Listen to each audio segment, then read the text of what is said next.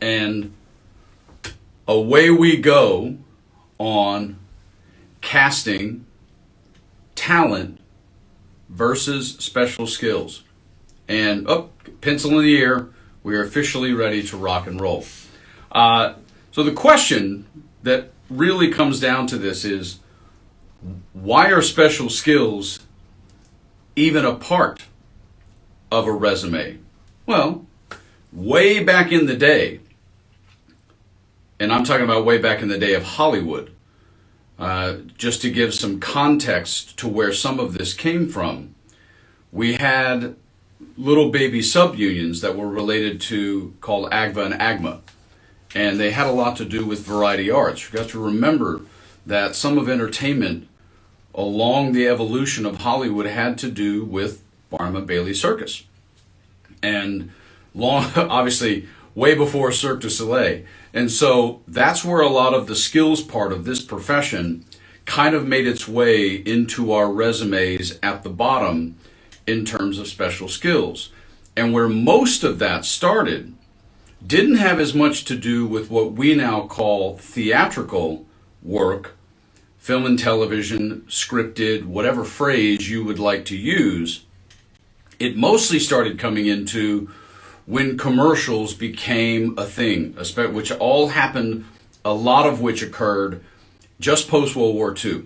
When you get into Jackie Gleason and get into the 50s and 60s, Johnson & Johnson, Procter & Gamble, that's where the special skills concept really started on your resume. But it obviously evolved, because what a lot of people used to do back then, and when things were not as specialized as they are today, but this is part of the problem, things move very slowly in our minds. Things move very slowly in any profession. And for 3 and 4 and 5 decades, the special skills part of your resume was something people actually did to help fill their resume when they didn't have any credits. And this is part of the problem. This is part of the huge problem we had with regards to that. Because like I said, a lot of what wound up on there were hobbies. And this is where it gets a little sensitive for some people, because people feel like I'm giving them a hard time about things they actually either like to do that they're kind of good at, or more notably, and what I find to be more common in the special skills section of one's resume, whether that resume is on paper, whether that resume is on an electronic profile, it doesn't make any difference, is that there's something that you used to be really good at, which is fine, only you used to be really good at it. There's lots of things that a lot of us used to be really good at. Hey, Paul, good morning, bro. But that doesn't necessarily mean that you're proficient at it enough in show business to call it a skill. Now, we're not talking about being a professional at something. I'm talking about the phrase, the section of your resume says special, that's a word, skills. It doesn't say fun hobbies, things I used to be good at. It doesn't say that. Now, special skills does not mean you have to be professional level, but it does mean that you have to be pretty damn good at it. Hey, Becca, right? It does mean you have to be really good, okay? So what's occurred and what happened in the commercial industry over the years, this is before digital technology, is agents would commonly recommend, it's kind of like when we had composite pictures for 8x10s, they would commonly recommend that people actually kind of pad their resume with a bunch of stuff they do. And it was really common. People would write things like all sports.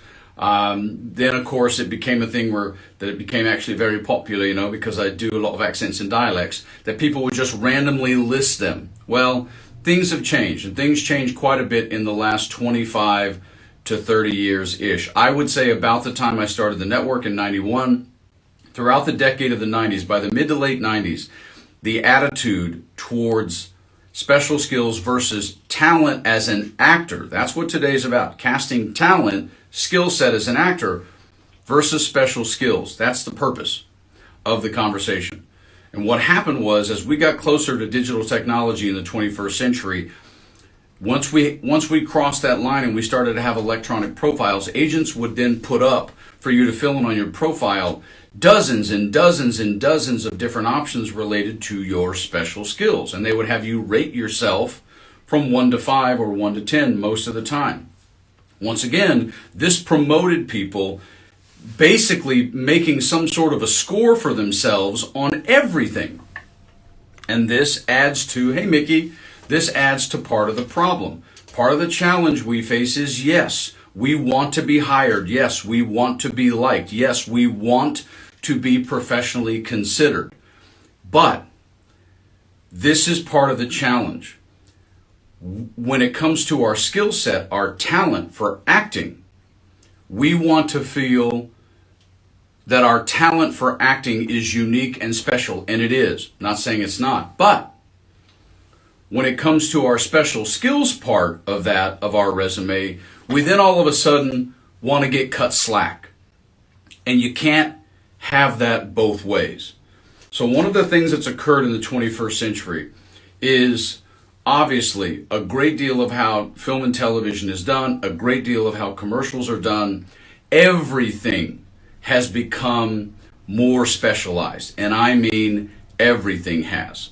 And so I used to make a joke years ago, and this is the basics of casting talent versus special skills. You just have to ask yourself this question. Whether it's a film, whether it's a television show, theatrical, or whether it's a commercial, do we need the acting talent, which usually involves talking? And if you don't know this and you happen to be watching this video, you can be a principally cast actor in a commercial and paid as a principal without speaking. That's a key point. That's why special skills started out this way. So, do you believe that the project that's being done needs your acting talent more than the skill, or needs the skill more than the talent? Well, Kevin, why do you ask this question? Simple, because they already know the answer to this.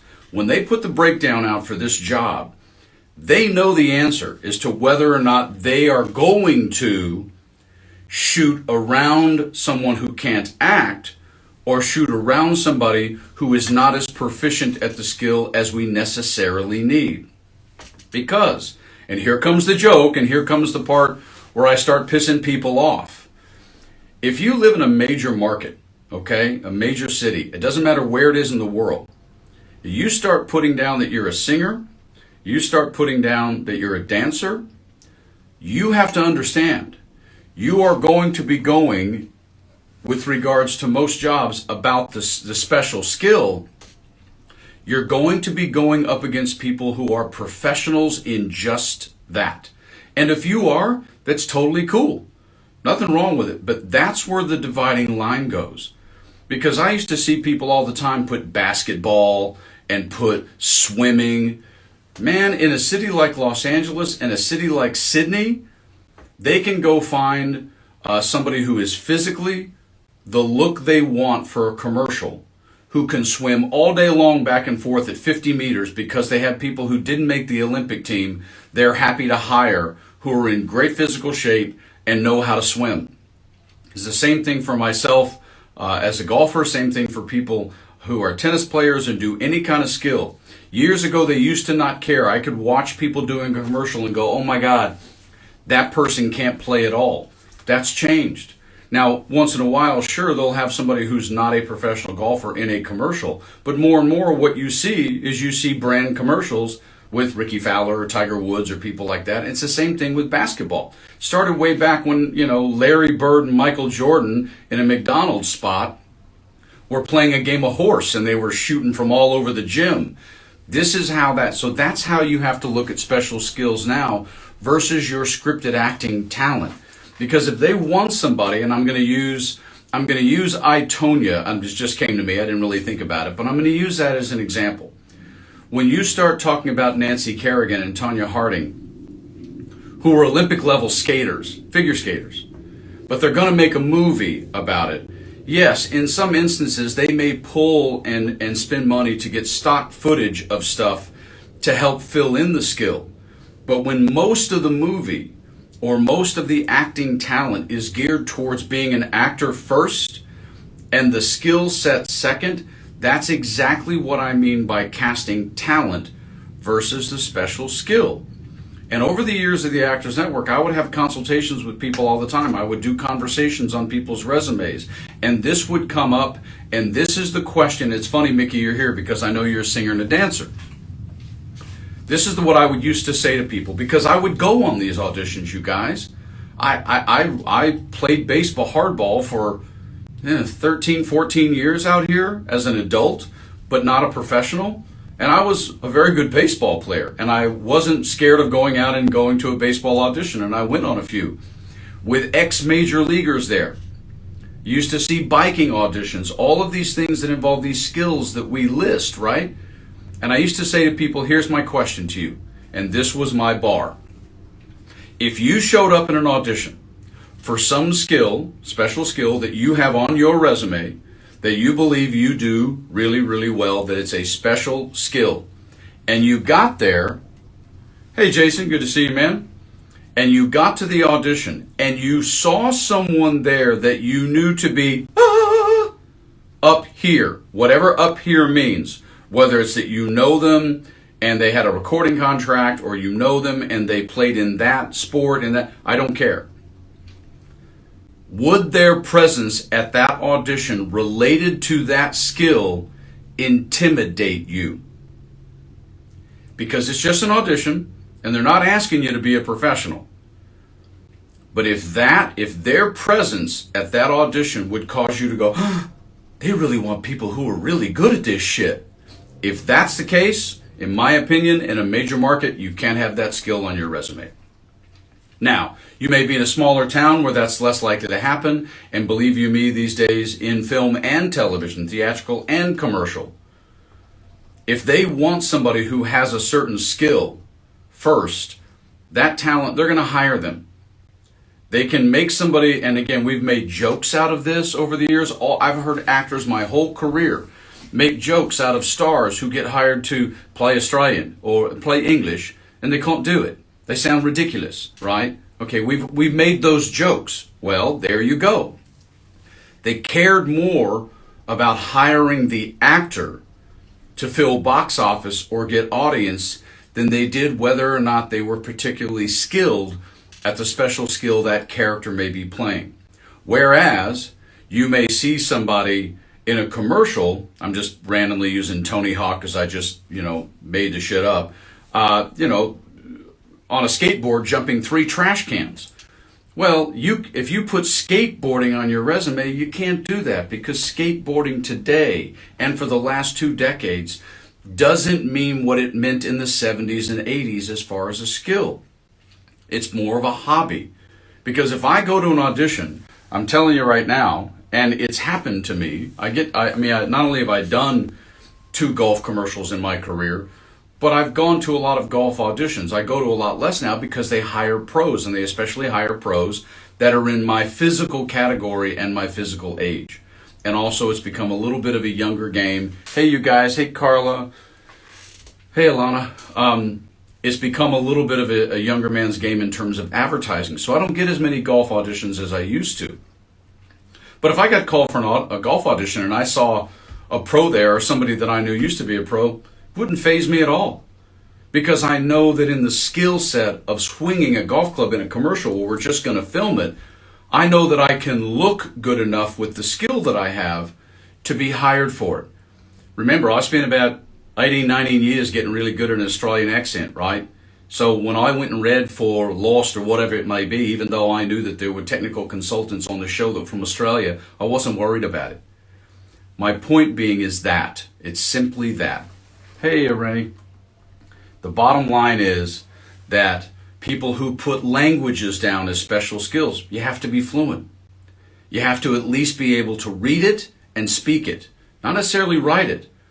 But in a city like Los Angeles, in international cities like London and Paris and Sydney and Melbourne, man, if they want somebody who speaks Farsi and who looks Persian, they'll find them if that's the skill that they want. If you're somebody who happens to look a certain way and does that, it may come into play once in a while. What up, Fudge? It may come in once in a while. But the reality is, just remember, when you put special skills down and you think about your acting talent, the challenge between those two is don't ever take it personally, because I'm certainly not giving you a hard time about it. I'm just sharing with you, if they want the acting talent, then be tremendous as an actor. And if you're skilled for that, whatever that character may have to do in the show, they'll shoot around you to cover it. If they want the skill first, and if that person by chance has to speak and they're not a very good actor, they'll shoot around the actor because for whatever reason they want the skill in that scene, in that moment, in that show, in that whatever it may be. So just remember, this is about the whole subject today of casting talent versus special skill is about them. It's about the project. It's about what do they want. I mean, I used to make a joke all the time. It's, I still find it funny, even though people get offended about it. But I used to say, people would write down, no joke. I've seen people put on a resume that they're good with kids. I'm like, yeah, so's Jeffrey Dahmer, but you probably wouldn't hire him. That's just one of those things where being good with kids is not a special skill. And I'll use a really current right now example of what just happened at the Oscars. What just won? Coda. Sign language. This is not something you can just say like people do, well, I speak casual Spanish. No.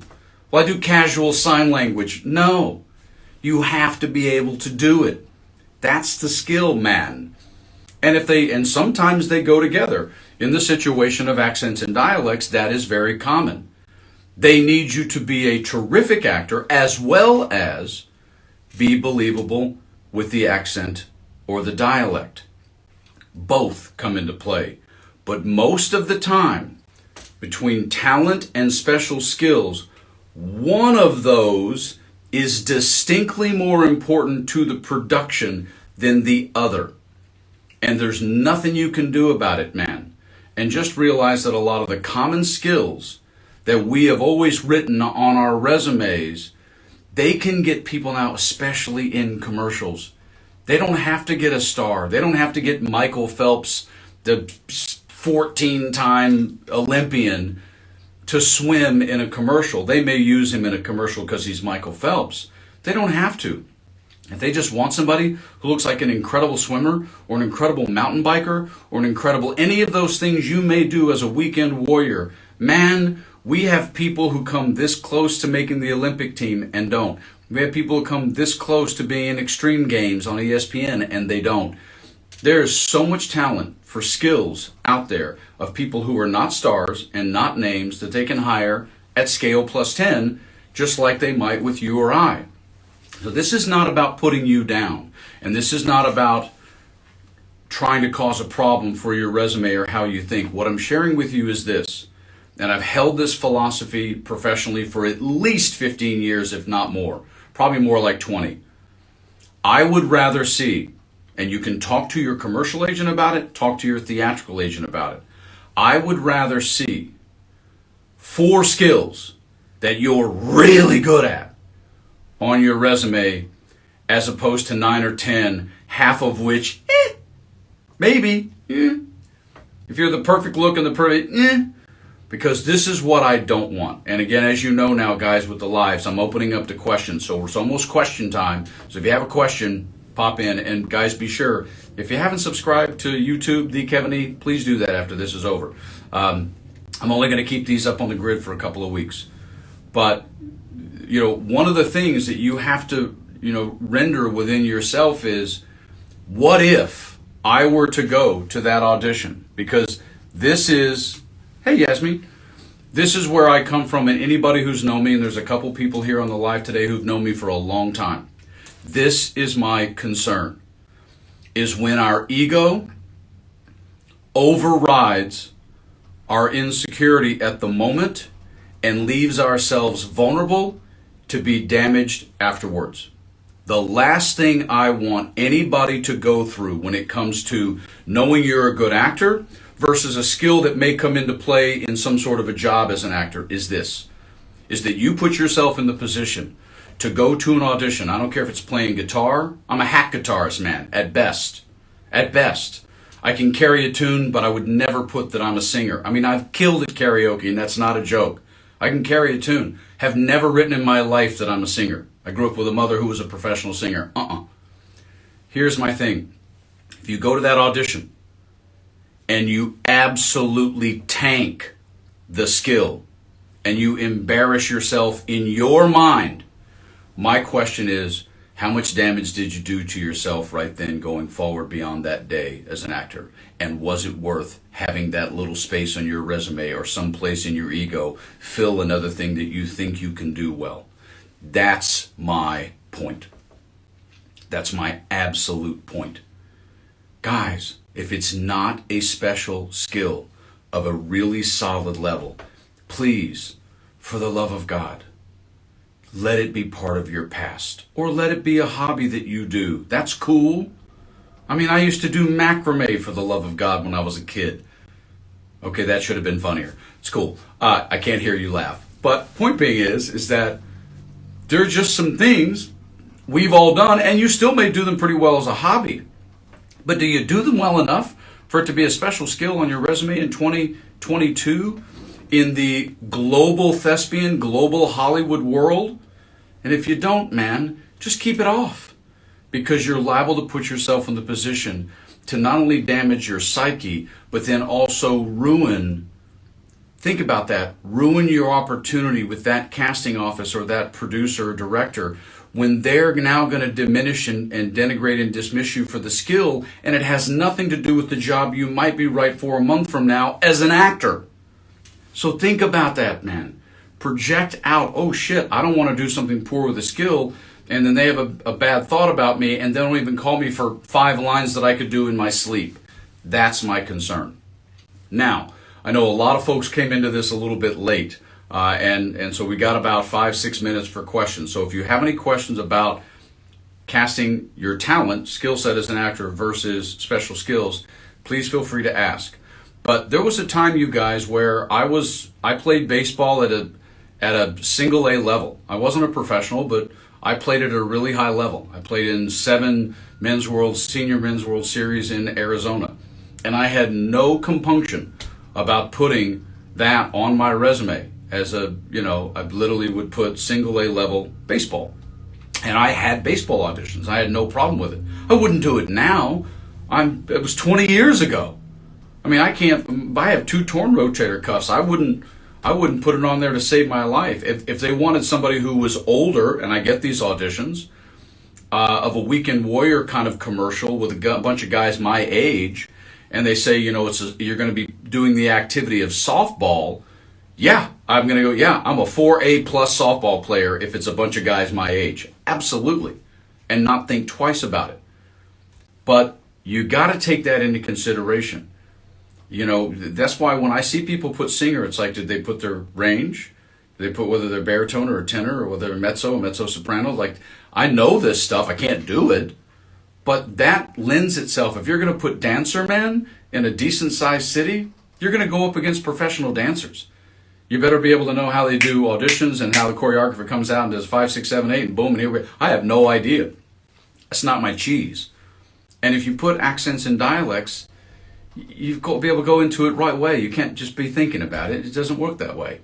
And if you speak a language, man, you better be able to speak it. And I mean speak it. And you better be able to read it, because there's a really good chance that language is going to be in the script. It doesn't, just don't go with Spanish. I'm talking about anything. I know Caucasian people who speak Korean.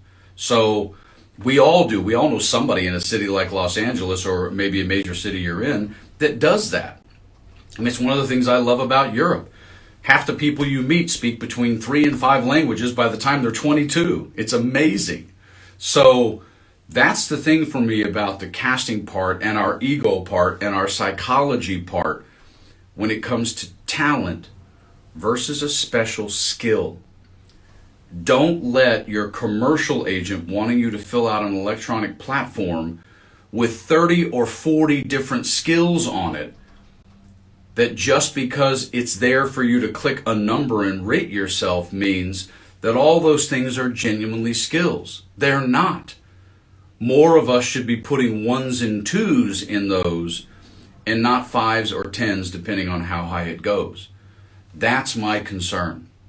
I don't want you to damage yourself or damage your career. And worst of all, worstest, and I laugh because this is a true story from my career. When I auditioned for and booked Melrose Place, that's how long ago this story is, and it would never happen today. But when I booked that, nowhere in that script, nowhere in the audition room, and back then, nowhere in the callback, did anyone ever say to me, not once, "Hey man, can you ride a motorcycle?" No shit, this is not a joke. This shit happened to me. "Hey man, can you ride a motorcycle?" No one ever said that. Ever. Wasn't written anywhere, wasn't even in there. I go to shoot this TV show, and it's raining, and in this particular episode, I'm playing a valet that has to engage with Andrew Shue and Heather Locklear and blah, blah, blah. She was fabulous. They had a stunt man for Andrew Shue. Next thing I know, there's a motorcycle on set. I'm playing a valet inside, outside, yada, yada. And the director comes up to me and goes, "Hey, Kev, so this is what's going to happen. So the stuntman's going to drive up on the motorcycle, and you're going to take the motorcycle from him. What I want you to do is I want you to drive, get this, folks, imagine my panic. Fortunately, I can ride a motorcycle. I want you to drive the motorcycle, because it was at night. It was a night shoot, and it was raining. And I want you to drive, I want you to turn the motorcycle, and I want you to drive right at the camera. And, hey, Denise, you're very close to the end, but welcome in.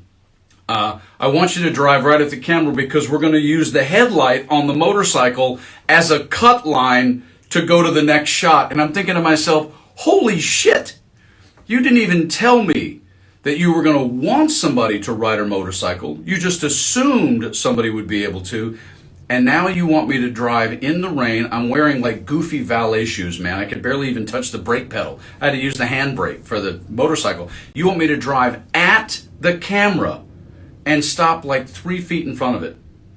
No conversation whatsoever. So my real concern, because language is a special skill, Ilana, again, girlfriend, I can't even go down this road because I said it afterwards. After we got this done, I walked up to a guy, he's since died, his name was Richard Lang. And I said, "Richard, you guys didn't even," I said, "Fortunately, I'm from the South, I know how to ride a motorcycle." I said, "But you guys didn't even bring this up, much less the idea of getting paid a stunt bump. When I did the same exact thing that the stunt man did for Andrew Shue, I didn't get a stunt bump for doing that." Again, this is all part of being younger and part of our career. But just think of how that could have gone for me and how our egos sometimes get in the way at the moment.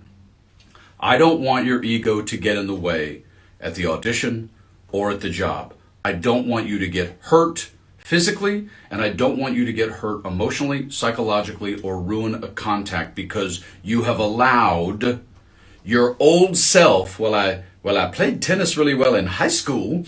I don't want your old self, "Well, I used to be able to juggle, it was really cool, and now I can't even juggle 2 balls, much less 3.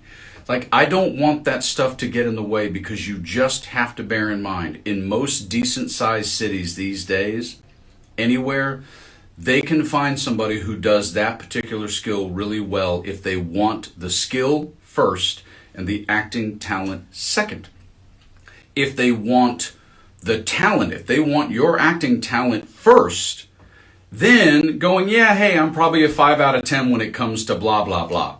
If they want to hire your talent, they will. And they'll find a way to shoot around you. They'll always shoot around the skill for a star or shoot around the talent for the skill. Don't concern yourself with that at all.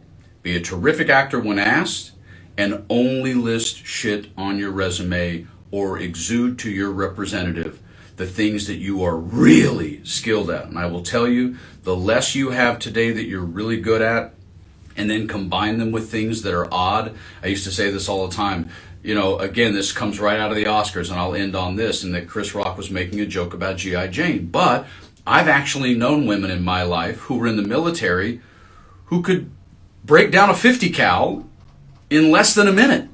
Like, that's an incredible skill, especially when you're a female. So think of it in terms of really special skills versus acting talent, because they cast based on those two things. All right, I've gone a little bit over. I apologize. It's one of my favorite subjects because I just want you guys to be careful, protect yourself, and yet be very proud of the few skills that you do really, really well.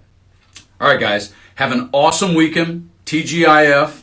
I will see you guys on Monday. Everybody remember, next week, show on Monday, but no show on Wednesday or Friday because I'm going to be out of the country. All right, you guys. Peace. Talk to you soon. This will be up on the grid. Bye-bye.